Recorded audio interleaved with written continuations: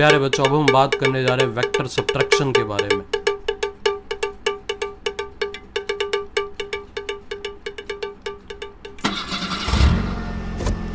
समझते हैं vector subtraction का मतलब क्या होगा। वेक्टर सब्ट्रैक्शन एक तरह से वेक्टर एडिशन को ही एक्सप्रेस करेगा। वेक्टर्स का जो सम होता है ये उसी के बारे में बात है, लेकिन थोड़ा डिफरेंट तरीके से, अलग तरीके से होगा। मतलब मामला कुछ ऐसा है, हमारे पास ये पहला वेक्टर हमारा, ये दूसरा वेक्टर हमारा, इसको हम बोल रहे हैं क्या है, इसको हम बोल रहे हैं वेक्टर P है हमारा, ये है हमारा vector Q। P plus Q जब करना होता है तो हम क्या करते हैं, हम कुछ इस तरह से काम करते हैं। P प्लस Q का मतलब ये हुआ, अब हमारा जो रिजल्ट है वो समवेयर यहाँ कहीं आएगा। इसको हम बोल सकते हैं यहाँ पर क्या, P vector plus Q vector तैयार हो गया। लेकिन यदि अपन P वेक्टर में से Q वेक्टर को सब्ट्रैक्ट करना चाहते हैं, घटाना चाहते हैं, तो हमें क्या करना पड़ेगा, हमें यहाँ पे Q वेक्टर का एक नेगेटिव बनाना पड़ेगा। यानी यहाँ बन गया हमारे पास कितना, माइनस का Q वेक्टर। इसको बोल दिया अपन ने कितना, माइनस का Q वेक्टर। अब यदि अपन इनका रिजल्टेंट बनाएंगे तो रिजल्टेंट हमारे पास में आएगा यहाँ कहीं, ये बनेगा हमारे पास हमारा क्या, P vector minus Q vector. इसे हम बोल सकते हैं P vector minus Q vector. ठीक बात है। अब देखो P और Q के बीच का जो एंगल हमारे पास है दैट इज कितना है, थीटा है। तो यहाँ जो एंगल आएगा दैट इज कितना होगा, 180 माइनस थीटा आएगा। यहाँ बात कर रहे हैं एंगल अल्फा है, यहाँ हम बात करेंगे तो एंगल कितना बनेगा, अल्फा डैश बनेगा। अब सबसे पहले हम बात करते हैं इसके एक्सप्रेशन पे। तो हमारे पास जो आर डैश वेक्टर, जिसको कि अपन सब्ट्रैक्शन का रिजल्ट बोल रहे हैं, R dash vector equals to कितना आएगा, P vector minus Q vector के इक्वल होगा। ये हमारा आर डैश है। अब बात करते हैं अपन इसके मैग्नीट्यूड के बारे में। तो मैग्नीट्यूड पे यदि अपन विचार विमर्श करें, मैग्नीट्यूड पे यदि अपन बातचीत करें, तो आर का जो बेसिक फार्मूला होता है उसी को अपने को यहाँ पे काम लेना है। आर का बेसिक फार्मूला चलता है रूट के अंदर कितना, P square plus Q square plus 2PQ cos of theta. अब थीटा की जगह कितना लेंगे अपन यहाँ पे, 180 माइनस थीटा लेने वाले हैं। तो आर डैश इक्वल्स टू आ गया हमारे पास है कितना, रूट के अंदर P square plus Q square minus 2PQ cos of theta. ये हमारे आर डैश का मैग्नीट्यूड हमारे पास में आ गया। अब यदि अपन इसकी डायरेक्शन के बारे में बात करना चाहते हैं, डायरेक्शन देखें कितना आएगा। यदि डायरेक्शन पे विचार विमर्श करें, डायरेक्शन पे बातचीत करें, तो tan of alpha dash formula चलेगा कितना, Q sine of 180 minus theta upon कितना, अपॉन आएगा P plus Q cos of 180 minus theta. Sine 180 minus theta पे बात करें, सेकंड क्वाड्रेंट की बात चल रही है। सेकंड क्वाड्रेंट के अंदर साइन थीटा हमारा कैसा होता है, पॉजिटिव होता है। तो ये बन गया हमारे पास कितना, Q साइन थीटा अपॉन, यहाँ बात करें तो ये बनेगा कितना, P minus Q cos of theta. Minus क्यों लगाया अपन ने यहाँ पे, माइनस इसलिए लगाया क्योंकि सेकंड क्वाड्रेंट के अंदर हमारा जो जो कॉस ऑफ थीटा आएगा ये कैसा होगा, सेकंड क्वाड्रेंट के अंदर हमारा कॉस ऑफ थीटा नेगेटिव होएगा, इसलिए अपन ने यहाँ पे माइनस अप्लाई कर दिया। वेक्टर सब्ट्रैक्शन के जो शानदार एप्लीकेशन है वो मिलते हैं अपन कहाँ पे, यहाँ पे। एक क्वेश्चन बनाते हैं अपन वेक्टर सब्ट्रैक्शन के लिए। ये कह रहा है अपने से दो वेक्टर्स के एडिशन का जो मैग्नीट्यूड है, यानी इसका मतलब ये हुआ A vector plus B vector का मैग्नीट्यूड, और दो वेक्टर्स के सब्ट्रैक्शन का जो मैग्नीट्यूड है, यानी A vector minus B vector, दोनों आपस में इक्वल है। Find out angle between A vector and B vector. A और B के बीच का एंगल कितना है, हम उसके बारे में विचार विमर्श यानी बातचीत करना चाहते हैं। देखो कैसे काम करेंगे अपन इस पे। अब दो वेक्टर्स के बीच का एंगल डिटरमाइन करना है। सुने ध्यान से, इसने बोला गया अपने से A प्लस B का मैग्नीट्यूड और A माइनस B का मैग्नीट्यूड दोनों आपस में इक्वल है, बरोबर है। यानी mod of A plus B बरोबर है किसके, बरोबर है mod of A minus B के। मॉड के लिए फॉर्मूला कितना चलेगा हमारे पास, रूट में A square plus B square plus 2AB cos of theta. यहाँ बात करें ये कितना आएगा, रूट के अंदर A square plus B square minus 2AB cos of theta.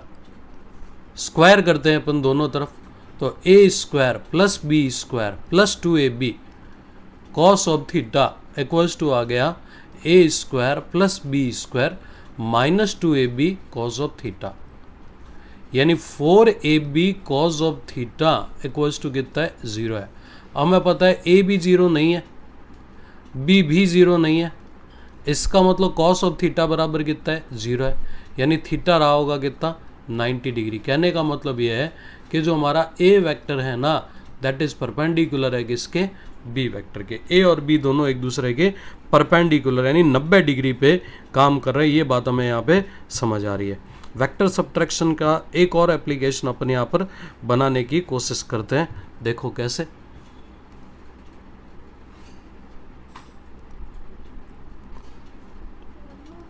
कुछ इस तरह की बात हमारे पास,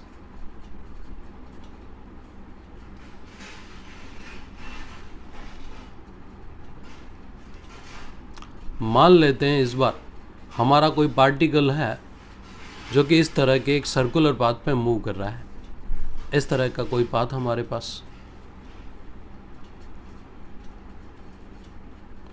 सर्कुलर पाथ पे हमारा पार्टिकल जो है ये पॉइंट P से रवाना होकर के Q तक जा रहा है।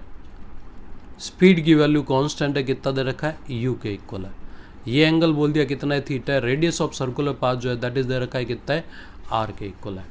अब ये कह रहा है क्या अपने से, ये कह रहा है यदि आप इस सर्कुलर पाथ पे मूव करते हैं, यदि आप इस सर्कुलर पाथ पे चलते हैं तो इस सर्कुलर पाथ पे चलने के ड्यूरिंग आपके लिए डिस्प्लेसमेंट कितना होगा। डिस्प्लेसमेंट मतलब ये P से Q तक जाते जाते हमारा ऑब्जेक्ट कितना डिस्प्लेस हुआ होगा, इस डिस्प्लेसमेंट की वैल्यू डेल्टा R बराबर कितना, हम उसके बारे में बात करना चाहते हैं। यानी हमें इसके मैग्नीट्यूड पे विचार करना है, मैग्नीट्यूड पे डिस्कशन करना है।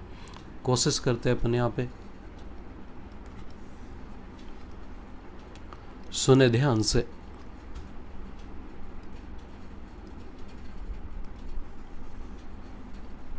अब ये जो ट्राइंगल OPQ है, in triangle OPQ by triangle law क्या कहता है अपने से, ये कहता है अपने से कुछ इस तरह की शेप हमारे ट्राइंगल की, ये हो गया OP, ये हो गया Q, तो OP वेक्टर, OQ वेक्टर और ये PQ वेक्टर, ये तो हो गया कितना, ये तो बन गया हमारे पास हमारा OP वेक्टर, ये बन गया हमारे पास हमारा OQ वेक्टर और ये बन गया हमारे पास हमारा PQ वेक्टर। ट्राइंगल लॉ हम यहाँ पे अप्लाई करना चाहते हैं, लगाना चाहते हैं। ट्राइंगल लॉ क्या कहता है, OP vector plus PQ vector equals to कितना आ गया OQ वेक्टर के इक्वल है। तो PQ वेक्टर इक्वल्स टू कितना आएगा OQ vector minus OP vector. बढ़िया बात है। PQ मने हो गया डेल्टा R इक्वल्स टू कितना आएगा हमारे पास में, इक्वल्स टू आएगा R2 vector minus R1 vector. अब मैग्नीट्यूड पे विचार करते हैं, mod of delta R equals to कितना आएगा, रूट में P square plus Q square plus 2PQ cos of theta. और आगे चले अपन, रूट के अंदर कितना R square plus R square minus 2R square cos of theta. R square plus R square कितना हो गया 2R square minus 2R square cos of theta. थोड़ा और बड़े अपन यहाँ पे, तो ये आ गया कितना, रूट के अंदर 2R square common, 1 minus cos of theta. 1 minus cos theta के लिए फॉर्मूला बन सकता है कितना, 1 माइनस कॉस थीटा के लिए फॉर्मूला हो सकता है 2 साइन स्क्वायर थीटा बाय 2। यानी इसका मतलब ये हो गया डेल्टा R इक्वल्स टू कितना 2R साइन थीटा बाई 2 के इक्वल है। यानी दो वेक्टर्स के सब्ट्रैक्शन पे यदि अपन बात कर रहे हैं और यदि हमारा पार्टिकल सर्कुलर पाथ पे चल रहा है, उसके डिस्प्लेसमेंट के बारे में आप विचार करना चाहते हैं, तो आपके पास एक स्टैंडर्ड फार्मूला डेवलप हो गया, तैयार हो गया, जो कि क्या कहता है, जो कि कहता है डेल्टा R बराबर कितना 2R साइन थीटा बाई 2 के इक्वल होगा। ये बात हमें समझ आ गई है। अब हम इससे एक स्टेप और आगे बढ़ना चाहते हैं। वेक्टर सब्ट्रैक्शन पे यदि अपन बात करते हैं तो एक बात हमें और कंफर्म होनी चाहिए, क्या वेक्टर एडिशन में तो क्या होता है a plus B equals to होता है किसके, a माइनस बी के, लेकिन a प्लस बी बराबर होता है किसके, b प्लस a के। लेकिन वेक्टर सब्ट्रैक्शन के अंदर बात करें अपन तो जो हमारा a माइनस बी है ना, it is not equals to किसके, b माइनस a के, यानी दोनों आपस में इक्वल नहीं होते, बराबर नहीं होते। वेक्टर सब्ट्रैक्शन से हमें ये बात समझ में आती है। अब हम थोड़ा और आगे चलते हैं। यहाँ से हम बात करना चाहते हैं अब वेक्टर सब्ट्रैक्शन के एक और शानदार एप्लीकेशन के बारे में। हम बात कर रहे हैं रिलेटिव मोशन के बारे में।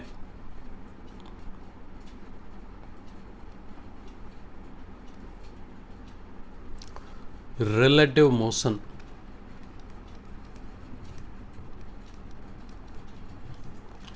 समझते हैं प्यारे बच्चों, रिलेटिव मोशन का मतलब क्या। मान लेते हैं दो करैक्टर हमारे पास, ये पहला और ये दूसरा, बढ़िया बात है। ए भी मूव कर रहा है, बी भी मूव कर रहा है। यहाँ इसकी वेलोसिटी कितना है, वी बी, इसकी वेलोसिटी कितना है, वी है। रिलेटिव मोशन में अपन क्या करते हैं, किसी एक ऑब्जेक्ट के मोशन को दूसरे ऑब्जेक्ट के रिस्पेक्ट में एनालाइज कर रहे हैं, डिस्कस कर रहे हैं। तो when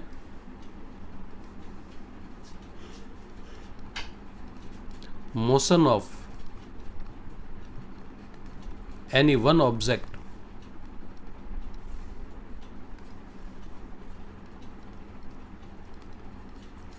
is studied with respect to another, then it will express to relative motion। ये किसे एक्सप्रेस करेगा, रिलेटिव मोशन को एक्सप्रेस करेगा। अब यदि हम कह दें velocity of A with respect to B, velocity of A with respect to B, V A B equals to आएगा हमारे पास कितना, V A minus V B. Relative के अंदर हमें एक बात ध्यान रखनी है, क्या, जिसके रिस्पेक्ट में बात की जाती है उसकी वेलोसिटी को सब्ट्रैक्ट करा जाता है, घटाया जाता है। यदि हम बोले velocity of B with respect to A, तो ये आएगा V B A equals to कितना, इक्वल्स टू है V B minus V A. Velocity of B with respect to A आ गया, जो कि कितना है, V B minus V A के इक्वल है। ये बात हमारे पास। अब थोड़ा और आगे बढ़ते क्वेश्चन बनाने की कोशिश करते हैं अपन, इस पे सुने ध्यान से।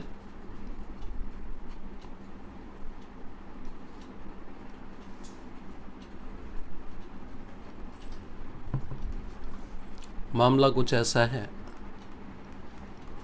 दो व्यक्ति हमारे सामने,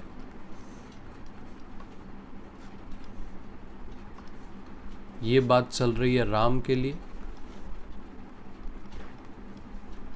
और ये चल रही है श्याम के लिए। राम के लिए बात कर रहे हैं, वेलोसिटी दे रखी है 37 डिग्री पे और वैल्यू कितनी है, 50 मीटर पर सेकंड। श्याम के लिए बात करें, वेलोसिटी इक्वल्स टू दे रखी है कितनी है, श्याम के लिए वेलोसिटी दे रखी है V Shyam equals to 20 meter पर सेकंड। डायरेक्शन कौन सी है, ईस्ट में ही है। पहला question, express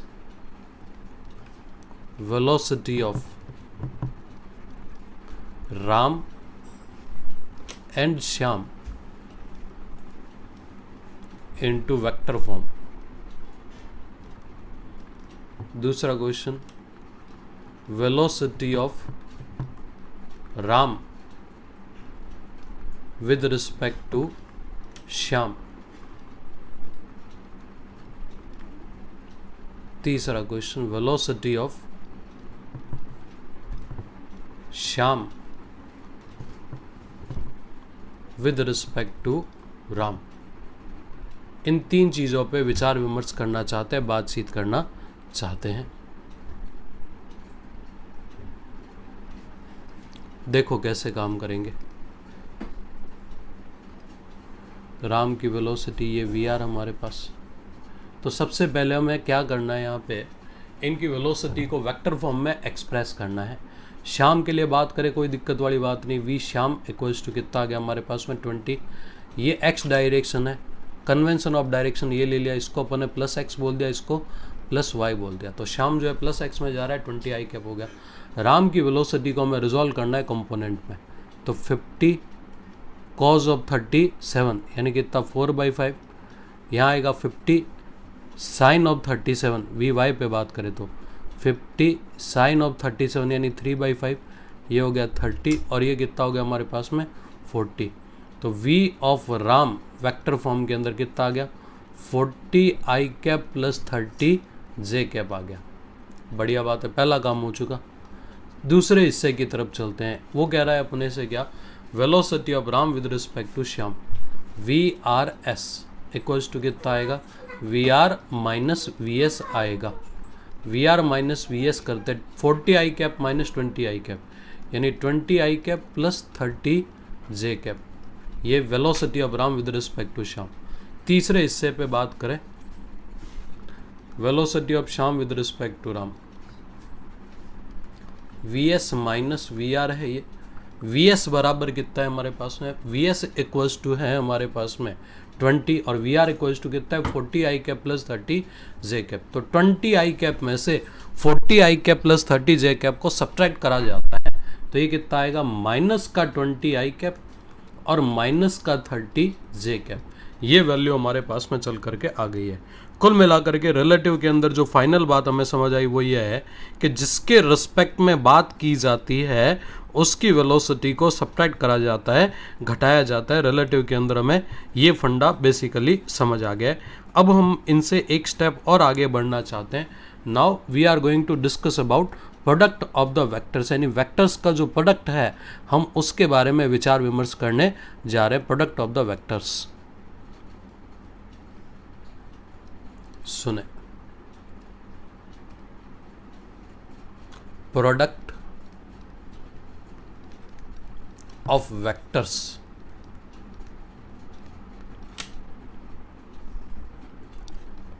hair we will discuss about two types of product of the vectors. हम यहाँ पर वेक्टर्स के दो तरह के प्रोडक्ट्स के बारे में बात करेंगे। पहला हमारे पास में होगा डॉट प्रोडक्ट।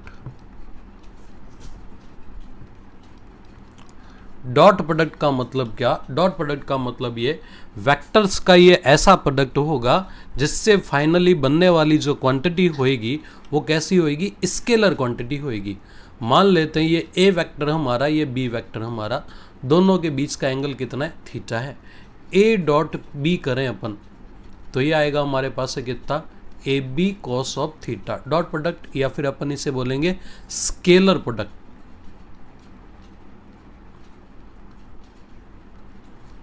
तो यहां हमारे वेक्टर से जो बनने वाली क्वांटिटी है वो कैसी होगी, स्केलर क्वांटिटी होगी। तो ये A dot B equals to आ गया हमारे पास है कितना, A B cos of theta के इक्वल।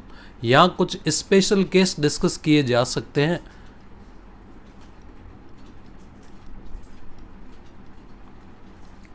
पहला केस हमारे पास, इफ ए वेक्टर पैरेलल है बी वेक्टर के, इसका मतलब थीटा कितना हो गया 0 डिग्री। तो A dot B equals to कितना आएगा हमारे पास में ए बी। दूसरे केस पे विचार करें, इफ ए वेक्टर अपोजिट है बी वेक्टर के, इस बार थीटा कितना आएगा 180। तो ए डॉट बी जो है हमारे पास में, क्योंकि कॉस 180 पे -1 होता है तो यह आएगा कितना माइनस का ए बी। तीसरा केस, इफ ए वेक्टर हमारा परपेंडिकुलर है बी वेक्टर के, इसका मतलब थीटा कितना हो गया 90 डिग्री। तो इस बार हमारा जो ए डॉट बी आएगा ना, दैट इज कितना होगा 0 होगा, 0 होगा। तो ये तीन बातें तो हमें समझ में आ गई है। अब यदि ऐसा हो जाए, क्या स्टैंडर्ड यूनिट वेक्टर्स पे विचार करना चाहते हैं। फॉर स्टैंडर्ड यूनिट वेक्टर्स कुछ प्रॉपर्टीज अपन ले रहे हैं वास्तव में।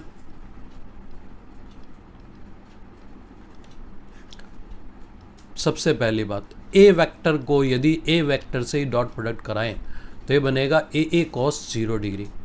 ओवरऑल कितना हो गया ए स्क्वायर, यानी किसी वेक्टर का यदि खुद से ही डॉट प्रोडक्ट हो तो फाइनली कितना बन जाएगा ए स्क्वायर। दूसरी बात क्या, सेकंड हमारे पास में, फॉर स्टैंडर्ड यूनिट वेक्टर्स। अब ये स्टैंडर्ड यूनिट वेक्टर कौन कौन से हैं, तो x डायरेक्शन, y डायरेक्शन और z डायरेक्शन, ये 3 डायरेक्शन हमारी है जो कि हमारी स्टैंडर्ड डायरेक्शन की तरह से वर्क करती है या फिर काम करती है। ठीक बात है। अब देखो क्या यहाँ पर बना हमारा यूनिट वेक्टर आई कैप, यहाँ पर बना कितना जे कैप, यहाँ पर बना कितना के कैप। अब यदि अपन बात करें आई डॉट आई के बारे में तो ये बनेगा कितना आई आई कॉस 0 डिग्री। तो आई का मैग्नीट्यूड 1, आई का मैग्नीट्यूड 1, कॉस 0 पे कितना 1, ओवरऑल कितना आएगा 1। इसी तरह से जे डॉट जे पे भी बात करें और के डॉट के पे भी बात करें तो ओवरऑल ये कितना आएगा हमारे पास में 1 ही आएगा। लेकिन यदि ऐसा हो जाए स्टैंडर्ड यूनिट वेक्टर्स के लिए, ये तो खुद का खुद से ही प्रोडक्ट है, लेकिन यदि अपन ऐसा करें क्या कि अपन करते हैं यहाँ पे आई डॉट जे, गौर से सुने आप मेरी बात को, तो ये बनेगा आई जे कॉस ऑफ कितना 90, क्योंकि आई वेक्टर और जे वेक्टर यानी आई कैप और जे कैप की जो डायरेक्शंस है इनके बीच का एंगल कितना है 90 है, कॉस 90 पे कितना 0, तो I dot J equals to कितना बनेगा 0। इसी तरह से I dot J equals to J dot K equals to K dot I equals to कितना आएगा हमारे पास में 0। यानी इसका मतलब ये हुआ किसी यूनिट स्टैंडर्ड यूनिट वेक्टर को दूसरे स्टैंडर्ड यूनिट वेक्टर से यदि अपन डॉट प्रोडक्ट कराते हैं तो उसकी वैल्यू कितनी आएगी हमारे पास में 0 आएगी। तीसरे पॉइंट पे विचार करते हैं, dot product into component form.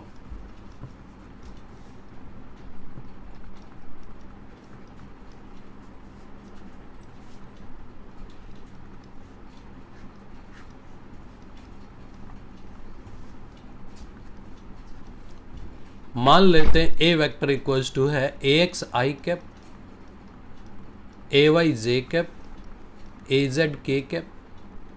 B vector equals to है B X I cap, B Y J cap, B Z K cap. A dot B पे यदि अपन बात करना चाहते हैं तो यहाँ हमें ध्यान रखना है आई डॉट आई करेंगे तो 1 आएगा, लेकिन आई को जे या के से डॉट प्रोडक्ट करेंगे तो कितना आएगा 0।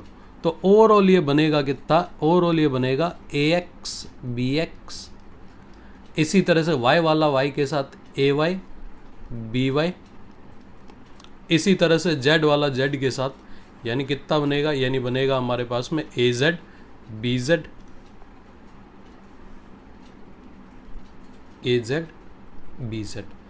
Overall dot product into component form यदि अपन निकालें तो ये वैल्यू हमारे पास में चल के आ चुकी है, कितनी है A x B x plus A Y B Y plus A Z B Z के इक्वल होगा। और आगे चलते हैं अपन यहाँ से। एक क्वेश्चन प्यारे बच्चों हमारे सामने, क्या ए वेक्टर इक्वल्स टू दे रखा है में 3 i cap minus 2 j cap plus 3 k cap. B vector equals to दे रखा है i cap minus j cap plus k cap. A dot B बराबर कितना, हम उस पर विचार करना चाहते हैं। एक और क्वेश्चन है हमारे पास, A vector equals to 2 i cap minus j cap, B vector equals to है i cap plus Y J cap. If A vector perpendicular है बी वेक्टर के, देन y बराबर कितना, ये इसके बारे में बात करना चाहता है। एक और क्वेश्चन बनाते हैं अपन यहाँ पे।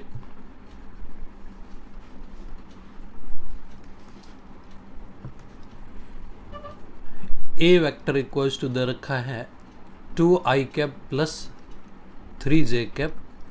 बी वेक्टर इक्वल्स टू दे रखा है i cap minus j cap. Find out angle between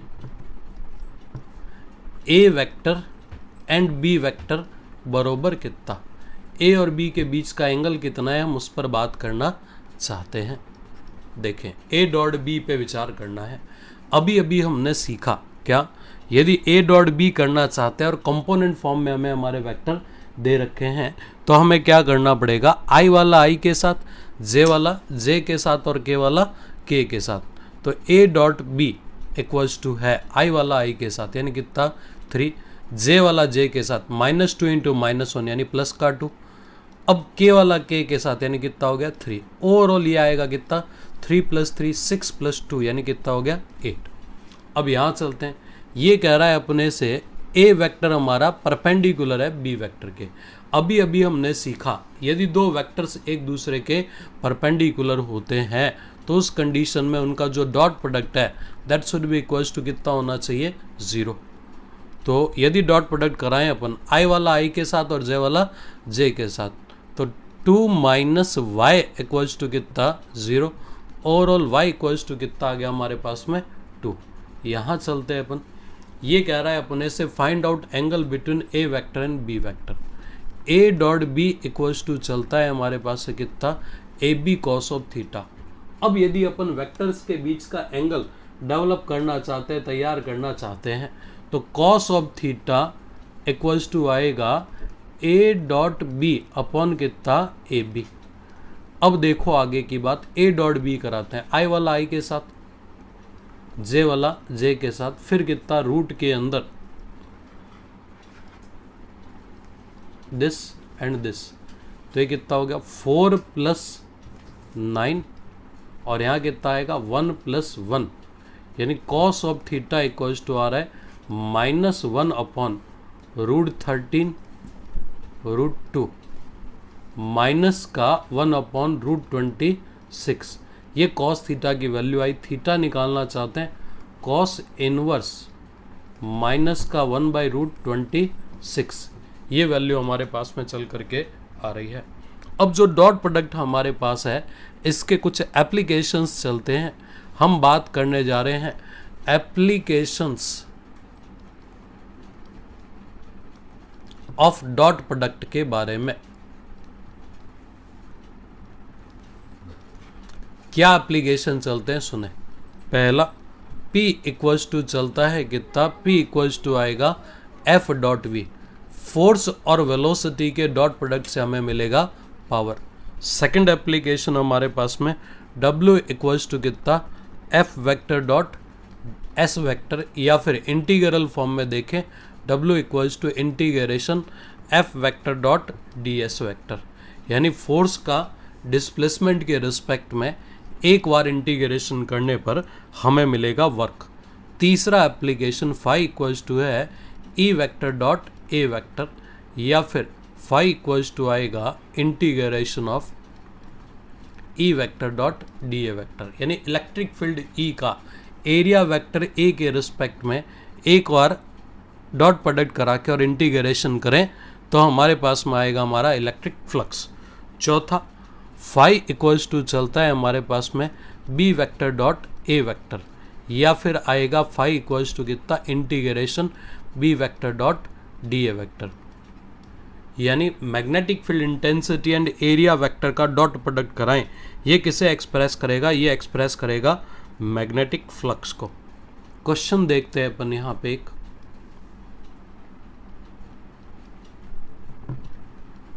ये कह रहा है अपने से F वेक्टर इक्वल्स टू है 3t i cap -4j cap, V vector equals to है i cap -2t j cap. Find out power at t equals to 2 second, t बराबर 2 second पे पावर की वैल्यू कितनी है हम उस पर बात करना चाहते हैं।